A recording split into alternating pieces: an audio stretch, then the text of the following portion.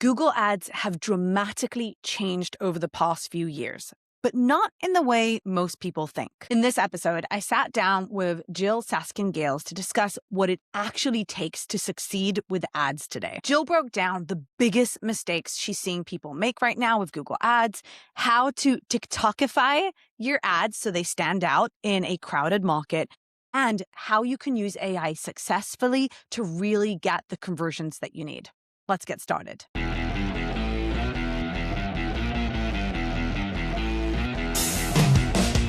Do you also record on Riverside? I do for some things. Yeah, I do Riverside for some things and StreamYard for others. Cool. Okay. Okay, Jyll, I am so excited to have you here today. As we were saying, I think we haven't caught up in like a year, so I'm really excited to have you here on the show.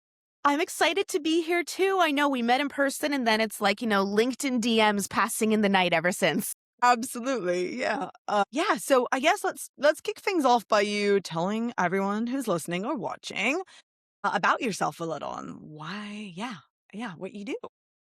Hello, I'm Jyll with a Y, and I'm a Google Ads coach. And so my job is to help business owners, marketers, agencies, and freelancers get better results with Google Ads. And the way I got into that is I used to work at Google in Toronto for 6 years, working with the kind of advertisers that spend millions of dollars a year to make hundreds of millions of dollars in revenue. And I left Google in 2021 to take that expertise and bring it to the small to medium-sized enterprises who really need it. So since I started my business about 5 or 6 years ago, I've gone into coaching, teaching. I have my online courses, my Inside Google Ads podcast, Inside Google Ads book, speaking at conferences, writing. Yeah, I got your book. You got my book. We love it. I've never read a book about Google Ads beforehand. It's like, I don't, I wouldn't see myself as a person who like reads a book about Google Analytics or Google Ads or stuff like that. But you put out this book and I was like, this is brilliant. And I read it and I absolutely loved it. And I'm so excited that you have another book coming. I know it's taking a while, but I obviously it took me so long to get my book out. So thinking about a second one is like mind blowing. I have no idea how you're doing. Yeah, I don't know what got into me. The first one came out around the same time as yours. Was it April 2025? I think. Yeah. And it hit the bestseller list right away. I was like, this is so great. I'm going to write another one. And I started writing another one. And I've written most of it, but that last 10% of wrapping it all together, I've been stuck on for months. And people keep asking me about it, which on the one hand, I'm sure I feel so honored that people are like, I want to read your next book. Yeah. And the flip side is I'm like, please leave me alone. I need to breathe a little. I promise I'll finish it when I'm ready. Oh my God, I feel ya. Yes. Same. And also, did you do the audiobook? Because I didn't do an audiobook for mine. And the amount of requests I get for an audio, and I'm like, I know I should do it, but Same here. And again, it's so flattering, but I'm like, do you know how much I use my voice all day? So for the next book, I am planning to do an audiobook. I was thinking of doing the AI voice thing that Amazon lets you do or Google, but I polled my audience and overwhelmingly people were like, nope, we don't want it. Don't do it. Fair enough. Yeah. Not doing it. So book 2, I will also tackle the audiobook, but again, have to finish writing it first. Yeah, no, I get that. And I think ultimately, when one of the biggest feedback pieces that I kept getting, and I've talked about this on this show, is that people want to hear me and my voice. And originally when I wrote my book, I kind of removed myself from it. I tried to sound, I don't know, like professional, whatever I had in my brain. And the other one was like, yeah, but where's your pop culture references and your comic book stuff? And I'm like, oh, you want that? Okay, I'll go in 150% on in that. So yeah, an audio is like, okay, if I do this, I have to record it myself, but I have to find 3 days in the middle of the year where my kids aren't home and I don't need to use my voice and I'm not working or speaking on stage or recording. So good luck. So true. Actually, that's one thing I love about reading your book is I felt, because we had recently met in person, and so I could hear your voice through it, and it felt so much like you. And it was something similar in my book. My book has since been translated into Japanese. It came out in Japan this year, and the translator said that the hardest part of translating my book was not the Google Ads terminology, it was my jokes, and that it was really hard to translate my jokes for the Japanese audience. That's amazing. That is the best compliment. I love that. I'm choosing to take it that way. Thank you. You understand. My mother was the first person to read my book other than me. She knows nothing about Google Ads. And the first thing she said after she read it, it was like the day before it came out, was, Jill, I really enjoyed your book. I had no idea you inherited my father's humor. I was like, thanks, Mom.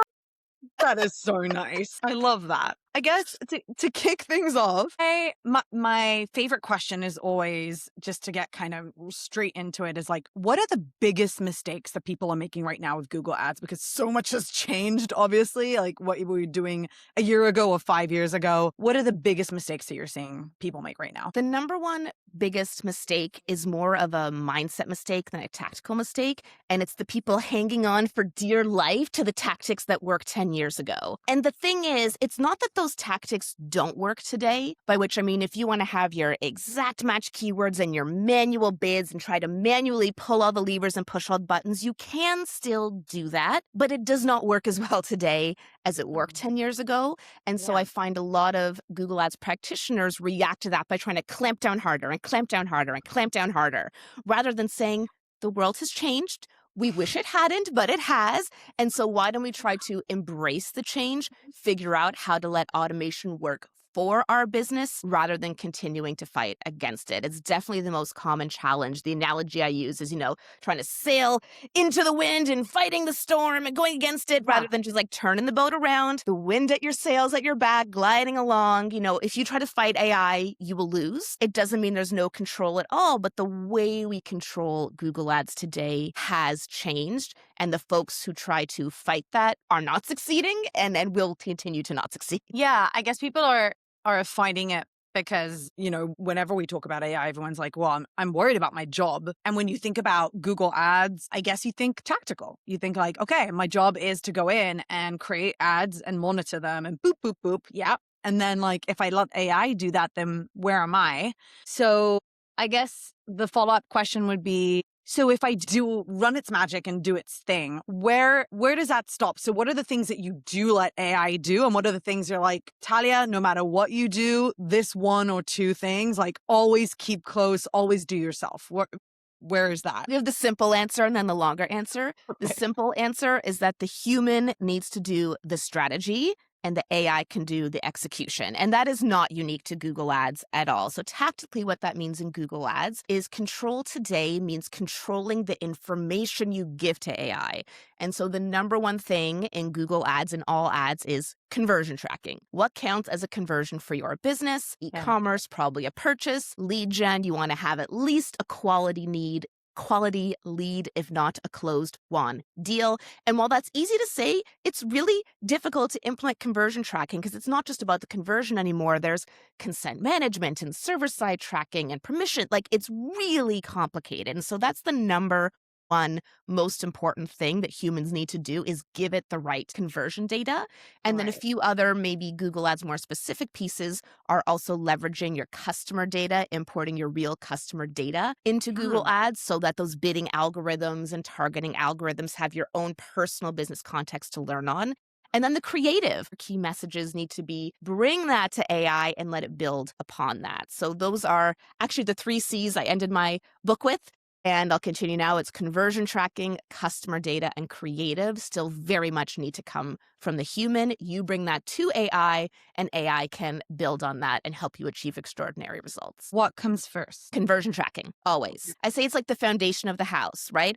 All the fancy stuff we're used to controlling, like your keywords and your ads and your bids, all of that is, your structure, your rooms, your furnishings, but the foundation of the house is the conversion tracking. And so with no foundation, the house will crumble. Yeah. I mean, I guess it really is very hard to track conversions, which I know as a CRO, I'm like, why am I saying this? But it's true. It is really hard, especially when you've got multiple tools and multiple things that you're tracking. And if you're like a service-based company, then you're tracking leads, but you're also tracking calls and you're also tracking like submissions and everything kind of gets all wacky. So now with AI, does it make it easier to track that kind of stuff? Yes and no, as is the answer with most things AI. The thing that AI does easier is, for example, I had a Google Ads coaching client last week and they needed to update one of their Google tags. And Google Tag Manager is not my expertise. I work in Google Ads. I refer people to specialists for analytics or Tag Manager or other things. And he said, it's okay, I'll ask ChatGPT to help me. And you Oh know what? no. ChatGPT helping you install a Google tag is something it can do. It can't do it for you. It can't tell you what tag you need or what to do with it, but literal step-by-step directions of how to do that. Great use of AI. So there are absolutely places where AI can help you, but something that I teach a lot of my clients now and that I've spoken about on my podcast as well is the idea of a conversion strategy. Again, it used to be Mm. you would like set up your conversion tracking. Here's a purchase, here's a phone call, done, move on to Google Yeah. Ads. But the way you set up your conversions, what is primary versus secondary, and if different campaigns have different actions, and using micro conversions, something that's not the end goal, but a good signal on, like there's so many settings and options that you can actually fundamentally change your Google ad strategy just by changing your conversion setup for better and for worse. And so although it's sort of the unsexy part of Google Ads, it's the part where at least 2/3 of my Google Ads coaching calls, and I do about 8 to 12 a week, start with a conversation about conversions because there's Yeah. something there that needs to be adjusted before we can start talking about keywords and AI Max and YouTube and video and all this other stuff. Yeah, that makes sense. So I guess when creative comes into the mix, so we're talking about messaging or design, what is your go-to approach here? Is this something that you also think that could be automated, or is this something part of the strategy you just discussed? Like, what is the process for you when you start thinking about that with your clients? It's both. You bring the strategy and the consumer understanding, and AI fills in the rest. And I would say this is a place where Google Ads practitioners, myself included, are the weakest because even 10 years ago, you did not need to have good customer understanding in order to get good results from Google Ads. You would just pick the right keywords, throw up some basic ad, buy yoga pants now. And like you could absolutely drive amazing results doing that bare minimum, and you Yeah. just can't anymore. So typically, brand new to Google Ads, we'll start with search ads. That's the bread and butter. And we want to craft a handful of headlines, 7 or 8 different headlines that really touch on like, what do you do? What are you selling? But also, why should someone care? What are the Yeah. features, the benefits, all the things you focus on once they get to the landing page, because of course, what the user searched for and what the ad conveys needs to match what's on the landing page, or they're not going to convert. And so one of the most underrated tools is what I call the Google Ads library. The Mm. official name is the Ads Transparency Center. And so you can go there, you can see what your competitors' search, image, and video ads look like. And then you can also go and see what the ads look like, maybe not from competitors, but from people who do what you do somewhere else. So, like, let's say you're a plumber in Alabama, go look at plumber ads in New York, in California, in Wyoming. It doesn't always have to be a direct competition thing. And same with image ads and video ads. It's a really great way to see what else is out there and see from the user experience, what's your ad showing up next to and how can you stand out? And this isn't important just for conversions. It's also, there's a foundational concept in Google Ads called quality score. Mhm. And in a nutshell, the higher the quality of your ads, the less you have to pay per click. And so having higher quality ads, more engaging, creative that people want to click on isn't just a yay, we get more clicks. Like it actually fundamentally reduces the cost of your ads. And it's, That's cool. as a result, very, very important. Yeah, very cool. And I think so. One of the things that we're seeing right now is because everyone's using AI, everyone's kind of just producing stuff, right? So you can like knock out 5 landing pages a week and 20 ads, and you can like create emails and you can do all this stuff. And people are just pushing more and more stuff out there because you can build it. But one of the results of that is that everyone, at least on websites and landing pages from on our end, we're seeing everyone looks and sounds exactly the same. So if you kind of go to, if you're a B2B or if like, let's go into plumbing, we have a huge plumbing client. If you look at all the different landing pages, they're all saying the exact same. Or one thing that we notice, for example, in the moving industry is everyone's talking about pricing. Everyone's talking about the same stuff of like, get a quote now, we're the cheapest, whatever. And then it's very, very hard for people, for prospects to know the difference between you and your competitor. And one thing I like to talk about a lot is like, hey, if I took your logo or your competitors and I switched them, would anyone know? And I wonder if you're seeing similar stuff in Google Ads, because again, like it's kind of like we have AI mode, we have Google Ads, like there's so many things going on. So are you seeing similar things where your clients or other brands are all kind of look the same? Absolutely. There's an absolute sea of sameness. And so, again, while Google Ads includes image and video, let's keep it simple with just the text ad. If you want to stand Right. out, what I always say is you need to TikTokify your headlines. Like just saying we're the cheapest, we're the fastest, we're the smartest, we're the best. Like, yeah, so's everyone else. What's the hook? Why should Yeah. someone come to click on your ad over everyone else's? And that's different for every business. But what it sometimes reveals is that the business itself doesn't have any differentiation. And that's Yeah. a problem that ads can't solve. And so I try to help my clients figure that out. If my client is the business owner, we can have that conversation. But if my client is an agency and their client is a plumber who literally has no advantage over any other plumber, ads Yeah. can't do much in that scenario, unfortunately. Whereas the flip side, sometimes I'll get a client, I have one now who invented a product in the pet space, and it's Oh, just a better product than everything that exists. And he thinks I'm brilliant because he's getting amazing results from Google Ads. But every call I tell him, no, you're the brilliant one. You invented a product that people want. I'm just helping you show it to people and like they're doing the rest. And yeah. unfortunately, for most people, that is rare. But he's one of the easiest clients to have because it just people want this thing. It's genuinely differentiated. It's genuinely better. And so if your Yeah. product or service is not differentiated or not better, then you've got some business things to figure out before ads. Because I always say ads is like fuel on a fire. If all you have is a pile of wood and you pour fuel on top, you have stinky wood. You need to have a fire going first, and then ads can help accelerate that. And that's becoming more stark today. Absolutely. Yeah. I love your analogies. Yeah, obviously, like, that's where emotional targeting comes in, so that's what we do, right? Like, Yes. hey, you look and sound exactly like everyone else because you're focused on your product and your features, but ultimately, you're all selling the same stuff, so how do you differentiate yourself? So I think, yeah, that matters, and I guess, yeah, I think what we're seeing on landing pages and websites, we're also seeing in ads, we're also seeing on YouTube. Do you think that right now, AI AI mode and ChatGPT and basically AI, people using LLMs is also changing how people click on ads or use ads or the relevancy of them? Are you seeing a connection? Yes and no. It's too early to be able to say with data what is actually happening. So perhaps I'll share like what we do know is that Okay. right now, if you are a Google Ads advertiser who's leveraging AI powered campaigns, I'll leave it at there for the simplicity of audience understanding, then you can show ads in AI overviews. You can show ads in AI mode. However, it's very limited, only available certain places, and there's no reporting on it.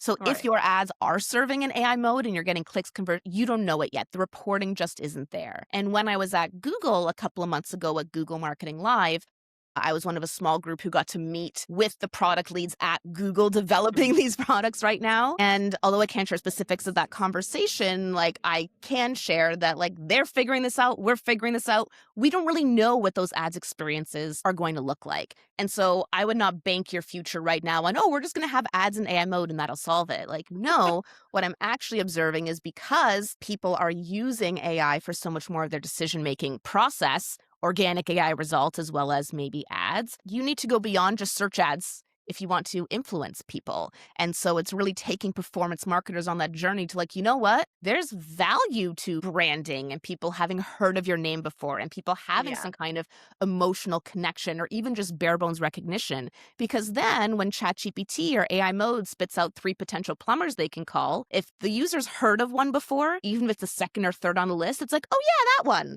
versus not at all. And so tactically, rather than focusing on how do I get my ads into AI mode, like we'll get there. But Yeah. tactically, a lot of clients, even my small business owner clients, I'm recommending to set aside $5 to $10 a day for image or video based advertising just to start making people aware that you exist and what's unique about you so that when they encounter you, whether through search or AI mode or Reddit or whatever it might be, there's that like, oh yeah, I've heard of that before. Yeah.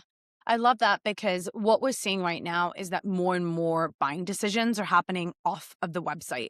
So people are going to Reddit, they're going to Facebook, they're going to LinkedIn, they're having conversations where they believe authentic conversations are happening. So if you're choosing a plumber, because that's I guess the example we're choosing today, Yeah. If you're looking for a plumber or an HVAC specialist, then you're going on to Reddit and you're having these conversations and you're trying to figure out who you should actually call. And all of that trust is happening off of your website. And I totally agree, because then when someone actually comes back and they search for you or they search for something else and you come up, that's when you're going to be like, I actually heard about that brand on Reddit or on LinkedIn, or I don't even remember when someone told me something about it and I think I should click on that. So that makes complete sense. I love this. By the way, I don't know if you can tell, like I know nothing about Google Ads, so I get super excited. So I'm literally just asking questions like, okay, what else can I learn? I love this. This is great. What is one belief about Google Ads that almost everyone believes in or accepts or just takes at face value that you're like, no, this is incorrect? Do you have one of those? There are so many. So let me pick one of my most controversial. This Okay. belief that like Google just wants to get your money. And so everything in Google Ads is just about like trying to extract as much money as possible from advertisers, no matter the outcome. Wait, you don't believe that? No. Okay, I'm listening. Please explain. And I say that, does Google want to make money? Yes, they're one of the most, profitable, highest revenue, biggest companies in the world. But like Google is playing the long game. They've been around for more than 2 decades. They know that if you spend money today and it doesn't work well for you, you're not going to spend more in the future. And so Right. while it can seem like, oh, Google's just doing this to make more money, they don't care about advertisers at all. It's like both can be true at once. The beauty Yeah. of Google's business model is that you only pay Google when you get a click to your website, right? Like that's what made it the money-making machine it is today. And so, yes, of course, Google wants to make more money, but it's not a zero-sum game. Like you can also win. Yeah. And I think that's something people don't think about enough. So whenever I see a new announcement from Google, and believe me, every week there are new announcements from Google, it can be tricky to keep up with it all. I always think, how can this benefit my clients? And how does this benefit Google? And when thinking about how this benefits Google, how does this make Google more money? How does this make Google billions? Because Google's not going to bother making a product change unless there's a Yeah. B in front of the impact. And then how do I make that work for me? And I think too often people, because it gets a lot of attention online, grr, Google, so evil. No, no, no, you're stealing. It's like, okay, yeah, Google's going to make money, deal with it. But like you can make money too. And Google wants you to make money too so that you'll grow, so that you'll spend more money and become their future big spenders. So I by no means am a Google apologist. I'm not drunk on Kool-Aid anymore the way I used to be when I worked at Google. But I believe I have a much more fair and balanced approach to understanding Google's product changes and announcements and where things are going. And I think more people should try to tone down the anger and tone up the, if I was approaching this as like a how can this make me more money too? What could that mean? Yeah. And you'll get better results when you adjust your mindset that way. Love that. I mean, I think we should apply that to other aspects of life. Yes. But Yes. okay. I borrowed that from, I always say, assume best intent until proven Exactly. Like, otherwise, two right? things can be true. All Yes. things can be true. I love that. Okay. So then I guess you meant, I love the concept that you mentioned before of like TikTokifying. Is that how TikTokifying. Yeah. TikTokifying your ads? So what are ways that you can do that? Like my assumption is that if someone goes into Google right now and types for anything, they're going to get AI overviews, they're going to get ads, they're going to get like the organic stuff. It all kind of in the end, it kind of blends. Most people I've seen don't know that they're even in AI mode. So what are ways that you can stand out and get more clicks and more conversions with your Google ads? It all starts with customer understanding and market research, which is the part that PPCers have been able to skip for the last 2 decades and they can't Yeah, skip anymore. And I'll which give I'm you some happy about. concrete examples. One brand who at least used to do this very well is a clothing brand called Reformation. It's an American Okay. brand, not sure if you're familiar. And I love looking them up in the Ads Transparency Center because they'll have ads that stand out by being very human and also really speaking to their target audience. So, one example, I saw a search ad headline they had that said, a top for every bottom grabs attention, right? Yeah. Stands out. Yes. They had another one that was about, from sexy date night to brunch with the parents. So they're just, there's a way to, like, you can say sexy going out tops, or you can say great brunch outfits, or you can make it more human and more interesting and more exciting. Yeah. And not enough brands do that so that when a brand does, it really stands out. That's from a text perspective. Image and video, is a whole other can of worms I don't know if we want to touch right now. Yeah. But I would just really think, with a TikTok video, and I started my business on TikTok, actually. I'm not there anymore, but that's how I initially grew my Oh, audience and got my first clients. And the first 2 seconds is the only part that matters in a TikTok video. It's that first impression, the first 2 seconds, and are they going to scroll or not? So so when no they're on a pressure. screen, that's usually a tiny mobile screen where they have, the AI overview and go to AI mode and maps and like there's no way organic is showing without scrolling Yeah. down, right? So it's like, how do you stand out there by speaking directly to what the searcher was looking for? And sometimes that's literally including the keyword in your headlines. If they search emergency plumber, you should have a headline that says emergency plumber, but then you Yeah. have some other headline options. And how can you make it stand out over every single other emergency plumber? What do they truly care about? And sometimes what they truly care about isn't what you as a business owner care about. So I had this client who sells museum quality furniture covers. So like the highest quality cotton, the same, process they use at the Met. And this is always how she advertised: museum quality, archival fabric. And with everything going on in the US, I suggested we add a headline that was all about made in the USA. And what do you know? Made in the USA overperformed versus everything she'd been talking about before. It wasn't something that she had always emphasized, but it's something that her audience really cared about. And because her Yeah. product is priced 10 times more than, your Amazon or Temu furniture cover, she always felt the need to justify that by mentioning quality and museum and archival and heirloom. Yeah. And while, of course, some people care about that, a lot of people, that wasn't the most important thing to them. And so that was a good insight there. Yeah. And Google Ads lets you do that. You have a bunch of different headlines. The system, the AI tests them all out and figures out which ones perform best for which audience segments. Really like that. And I can actually give you an example from our client from the moving company. So this is one of the biggest moving companies in the US. And as I mentioned, like in the past, I would say 12 months, what we've seen is most of the industry has moved into aggressively into cheapest, most affordable, get a coupon. And I get that. And it actually makes a lot of sense because money's tight. Moving is scary. It's a lot of money. Most of these when you're moving from state to state, it can cost $50,000. Like it is a big thing. And yes, money matters, obviously. But when we did our research, so we combed through thousands of conversations on Reddit, we actually found that yes, money matters, but that's actually secondary. The first thing that people really care about is, can they trust you to move their whole lively possessions and know that it will arrive safely on the other side?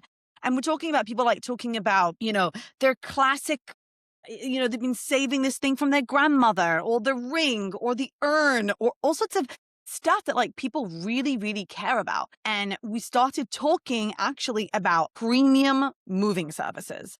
And that actually, when you think about it, goes against the whole idea of like cheap because you're saying premium, which sounds expensive, but it's white glove premium services. You can count on the people. Here, our movers have X amount of years. We're rated this way. So when we started talking about that, and of course included information about, hey, upfront prices, no hidden costs, you're not going to have any surprises on moving days.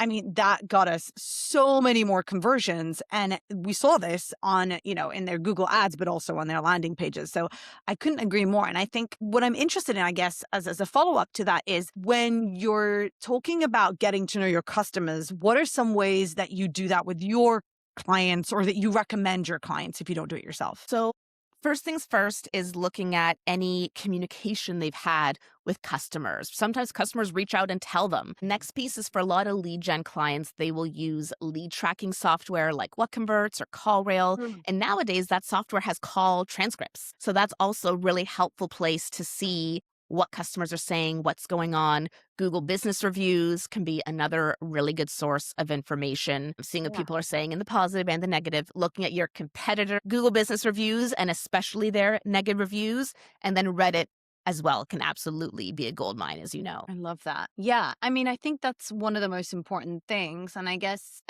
the follow-up to that is, what do you think the future of Google Ads looks like? Because I mean, I obviously, yeah, like not a prediction because I'm not huge on predictions, but when I'm thinking about, like, when you think about the next 3 years of standing out, creating ads that convert, it's getting harder and harder to actually stand out in a crowded market. And as I said, like everyone's producing stuff all the time. What do you think are the core things people should focus on beyond, okay, I've got my conversion tracking done. I've got the foundation of stuff is set up. How do I make sure that I continue to grow and I don't stagnate? Most of that work happens outside of Google Ads. Hmm. And I think that's the number one reason there are quite a few agencies that are struggling right now, not because they're not amazing at what they do, but because most of whether Google Ads works or not has very little to do with what happens in Google Ads. You could reach the perfect kind of customer with the perfect message. And if they get to your landing page and it loads in 5 seconds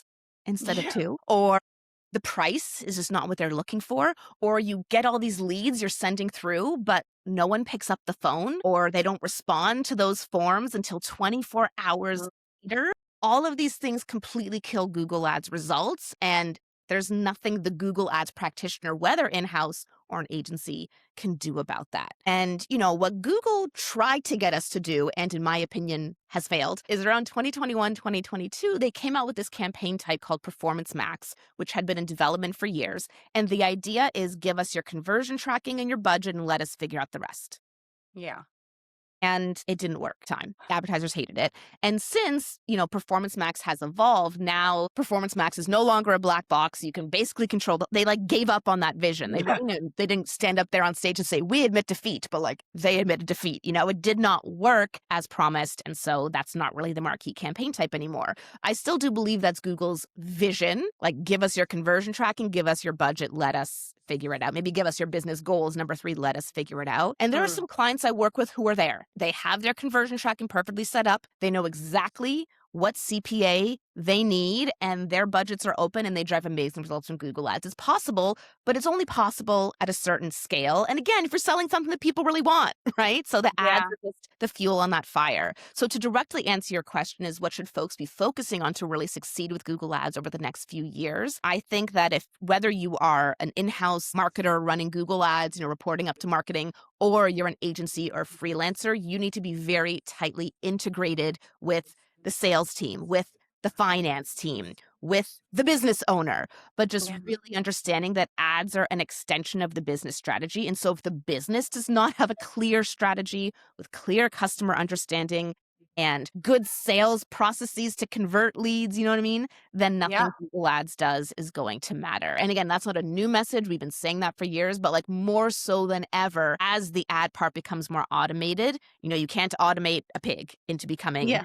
not a pig. So you have to have something really great, and then you automate it, and then you can scale it. Yeah. Yeah, I think this works perfectly with the idea that what we're seeing over the past few years is that SEO, CRO, PPC, they're all kind of converging. I think in the past, you could say, okay, SEO is in a silo and PPC is a silo. And you'd see this in companies, they don't actually speak to each other. And this person blames that person. And it's kind of well, organic's doing well, or paid is doing well, or CRO is oh, but this landing page increased conversions, but everything else is failing. And I think now, because there's so many touch points for a customer, I think the average right now is 11 touch points before someone converts.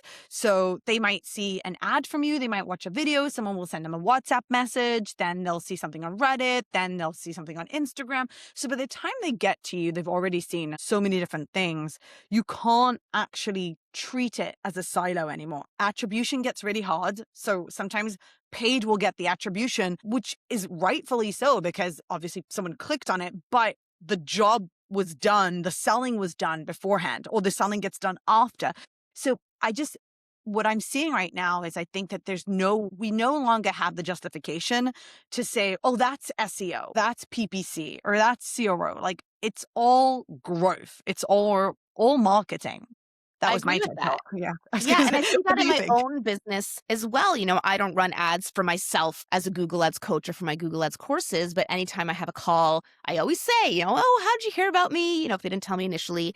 And Yeah. what I've noticed over the last year, especially, is they always mention multiple things. When I started my business in 2020, how did you hear about me? TikTok, great, booked the call. Yeah. And then it sort of went to this phase around 2024. after I'd launched my podcast and YouTube, where most people would say like, oh, YouTube or the podcast or something like that. Yeah. And now it's, well, I first saw you on LinkedIn and then I subscribed to your newsletter and then I checked out your podcast and then booked the call.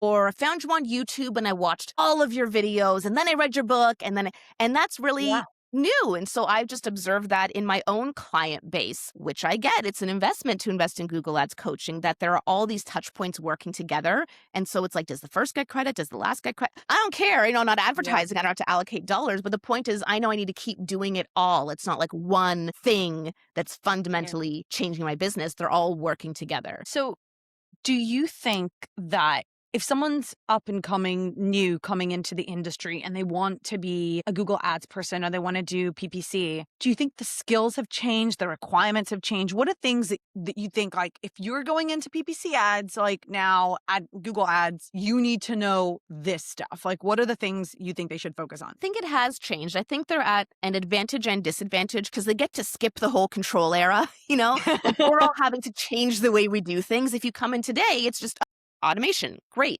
Yeah. But the downside to that, when I meet with newer practitioners, especially the ones who have like started agencies in the last year or two, is I find this gap in their knowledge where they're able to embrace automation, use these tools. But then when something goes wrong, they don't really know why or how to fix it because they missed the foundation. Like, as much as Google Ads has changed, the heart of Google Ads in the beginning and now is the concept of ad rank. And all ad rank is looking at the quality of your ads and the amount you're willing to pay. And so if I can back up a step, because I think this is really important to understand, where it's going moving forwards. Google Ads is an auction. So you're competing against all the other advertisers who are bidding to show ads to those users on those keywords. And with most auctions, whoever is willing to pay the most wins. But what Google did that was phenomenally innovative at the time, it sounds so basic now, is they said the amount you're willing to pay matters, but so does the quality and relevance of your ads to the user. And so the higher the relevance of your ads, the less you have to pay per click. That concept is ad rank, and that's what all of Google Ads is built upon. And I find that like at least 50% of Google Ads troubleshooting today, trying to fix it, comes back down to this core concept that so many folks are missing who are just jumping into the field today. So I say all that to say, if you're just picking up Google Ads today, yes, I still do think it's a great time to be a paid ads practitioner. There's absolutely a great future for paid ads practitioners. I recently did a podcast episode all about that topic. But you can't just skip over the fundamentals and say, I'm going to launch AI Max and Performance Max and boom, do amazing things. You need to understand the foundations of how Google Ads works. And whether that's through joining one of my courses or free training or whatever, I would not recommend just like jumping into LinkedIn discourse and watching YouTube videos and going right it. Like, understand the foundations of how Google Ads works that have not changed, and then move on to, okay, what are the tactics that folks are using today based on that? And the last piece I'll say is, I mentioned earlier that I personally am not an expert in the implementation of conversion tracking. I understand all the concepts, I can advise on all the strategy, but literally, as I'm sure you can probably relate, like setting up GA4 with custom events and Google Tag Manager and parameters, I don't know that. And if you're starting today, you should know that. Do as I say, not as I do, okay? Because that is like the most foundational, important part. And so many people are like me and don't touch that I even think if you are like an implementation specialist alone, so much opportunity for you there.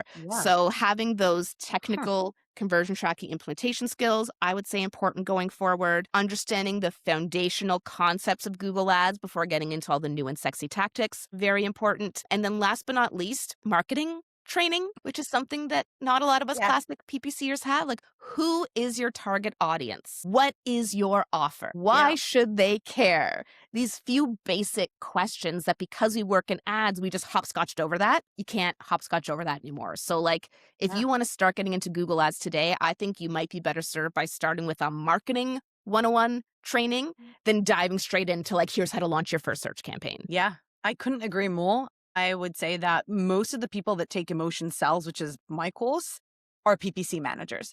And we do a survey before and after. And once someone enrolls, I'm always like, hey, so what are you trying to achieve? And almost every PPC manager will say something of the sort of like, I do the tactical stuff. I know how to run ads, but I don't have the marketing know-how. I don't understand the customer. I don't know the emotions. I need more strategy. And I think that makes a lot of sense because in the past, a long time ago, it really was just about tactics. Like, how are you bidding and how are you doing like very tactical stuff? And you can't get away with that anymore. So I love seeing more and more people focus on that. And I think that's the one thing that I've always loved about Zero, but also kind of hated because conversion optimization, the hardest part about it is that it's not a tactic. It's you have to like know psychology and copy and design and PPC and SEO and you have to know everything in order to really have an impact. And I think I see that in all stuff now, like in SEO and in PPC and in everything. So I'm excited to hear you say that because I think more and more people need to be focused on the marketing side of stuff. Otherwise, you're just tactical and you're missing the whole point. Yes, and when you're focused on that, you can then come up with your own tactics. Like the tactics that Yeah. I share on LinkedIn are ones that work for me, but like there's always exceptions. There's not a one size fits all to everyone. And so while I love it when someone says, oh, I saw your LinkedIn post about this. And so here's the test I ran. And here's what I found. Like, that's great. Yeah. And also, when you understand the marketing fundamentals, you can come up with your own tactics, which some may be similar to what I do. Some may be completely different. There's no one right way to get good results in Google Ads, just as there's no one right way to do a landing page, right? Like there's Agreed. so many different things that can work. And once you have the foundational understanding, you can develop your own expertise in tactics rather than always looking to someone to tell me what to do. Tell me what to do. And like those clients I actually dislike the most when it's someone who they're like, just tell me what to do. Just tell Yeah. me what to do. And I'm like, well, then why are you going out and getting clients for your agency when you don't know what to do? Versus I have other clients who may want me to tell them what to do, but then we debate it and they want me to explain and why and what about this scenario. Great. I'm happy to Yeah. tell you what I would do in this scenario and then let's have a conversation about it. My favorite clients are the ones that challenge me and disagree. I'm like, great, let's both learn from this. But I do sometimes get clients who are like, what do I do next? What do I do next? Tell me what to do. And I'm like, doing Google Ads for someone when you literally know nothing about Google Ads and have no interest in learning for yourself, Yeah, I couldn't agree more. We're seeing this all over the industry, I think. Okay, so I love your podcast. I love your YouTube channel. I Thank you. actually, like, after you and I met at the conference last year, I spent a very long time watching your YouTube videos. One thing is, I absolutely love your intro. I think it's incredible. I worked for Google, now I work for you. Is like I have a an story about amazing, that, but thank you. so good. When I started my podcast, I was like, I want to say something like this. How do I? So that's just a bit of information for you. But tell everyone who's watching or listening where we can find you, where we can learn more about your services, and where they can get your incredible book. Highly recommend. Thank you. Absolutely. A quick story about that, because I want to give credit where credit's due, and then I'll share where folks can find me, is I started my podcast, I want to say it was like February 2023. I don't know. And at the time, one of my closest friends in the industry is someone named Todd Maffin, who he's actually not in digital marketing anymore, really, but he was a broadcaster for the CBC, which is like Canada's version of like the BBC or NPR or something. And he had a podcast that I frequently guested on before I started my own. And he listened to my first couple episodes, and the feedback he gave me was, Jyll, your intro is terrible. You need to cut it all down. And here's what you need to say. I worked at Google for 6 years, and now I work for you. This is inside Google Ads. And he wrote that for me. So I just wanted to give credit where credit's due. I get so many compliments on it. And I'm like, thank you. It is great. I got it from Todd. It's brilliant. It really is. And that is like the perfect intro, because you're like, here's my experience. I'm telling you about this in like 10 seconds. And I'm also giving you the reason to listen, because now I'm going to tell you all the inside secrets that I know. And I just think it's brilliant. That's the TikTok of a kid. Because at first I was like, I'm Jyll Saskin Gales, and I worked at Google for 6 years, and I'm a Google Ads coach, teacher, trainer, consultant. And it was 60 seconds of me introducing in every episode. And he was like, Jyll, cut it out, Yep. Anyway, I love it. So yes, my Inside Google Ads podcast comes out every Thursday on YouTube and all the podcast apps. I also have a free biweekly newsletter called The Insider that you can sign up for on my website, jyll.ca. And what's different about my newsletter is in every issue, I share a real story from a real Google Ads coaching call. Like, what was the client challenge? What did we do to solve it? And so, especially for fellow practitioners who may be more advanced, I find that My newsletter is quite popular there as well.